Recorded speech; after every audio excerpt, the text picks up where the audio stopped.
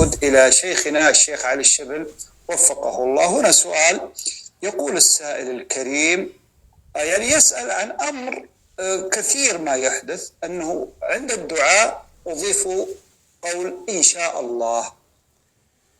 باب الدعاء باب إلحاح وجزم وعزم على ربنا جل وعلا وحسن ظن به أن يستجيب دعاءك.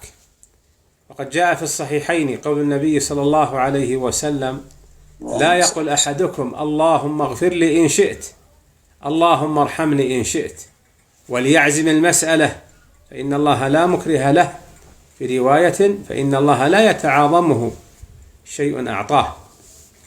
فالدعاء ليس مقام الاستثناء وقول إن شاء الله، إنما قول إن شاء الله في أمر يفعله في المستقبل: سأعتمر، سأسافر، سأتزوج، سأبيع، سأشتري، فهذا مشروع له أن يقول إن شاء الله، كما قال الله جل وعلا: ولا تقولن لشيء إني فاعل ذلك غدا إلا أن يشاء الله.